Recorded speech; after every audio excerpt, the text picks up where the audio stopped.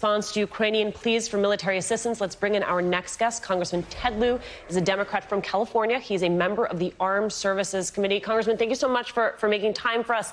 Is the United States policy of providing weapons to Ukrainians alongside strong economic sanctions working as intended?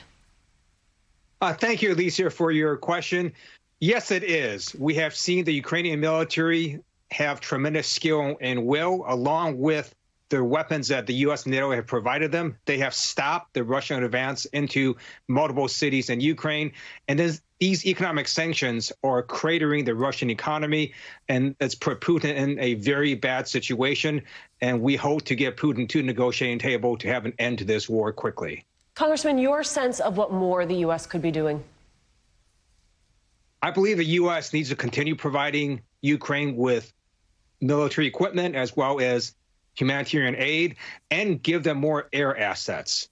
I previously served on active duty in the United States Air Force. It's very clear that air power can have a significant advantage in a war, and we need to give the Ukrainians ability to either have airplanes in the air or have the ability to shoot down Russian airplanes.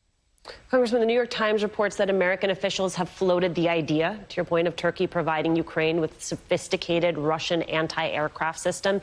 It's one that we punished Turkey for buying from Moscow several years ago. Is that something you would support? Absolutely. I think that is a good idea. Not only would the Ukrainians get a very good anti-aircraft system, but we could also lift the sanctions on Turkey. Because Turkey had gotten this system from Russia and we sanctioned them then, we would lift these sanctions if they transferred their system to Ukraine. Congressman, there are those who are less bullish than you on this idea of supplying aircraft, and it is, of course, because of how tenuous the situation is, the concern of provoking Vladimir Putin. Do you share those concerns? The U.S. and NATO have given anti-tank missiles to Ukraine, anti-aircraft weapons, boats, helicopters, grenade launchers, rocket launchers. We give them actionable intelligence to destroy Russian forces. It makes no sense to all of a sudden draw the line at some MiG fighters.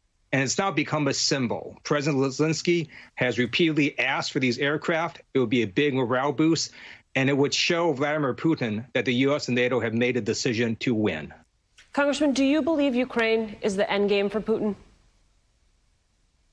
I believe if Putin is not stopped in Ukraine, he will keep on going. In fact, at a recent rally he had in Russia, one of the speakers was talking about Moldova.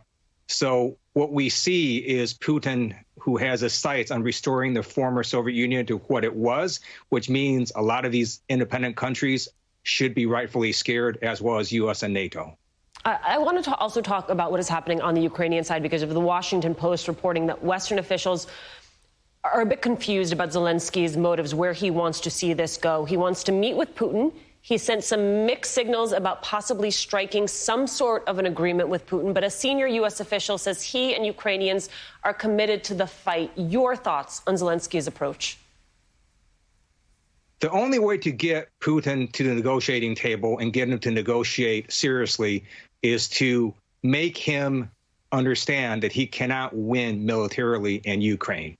And the best way to do that is to give the Ukrainian military everything they ask for in terms of the weapons that they need. Congressman Ted Lieu, thank you for making time.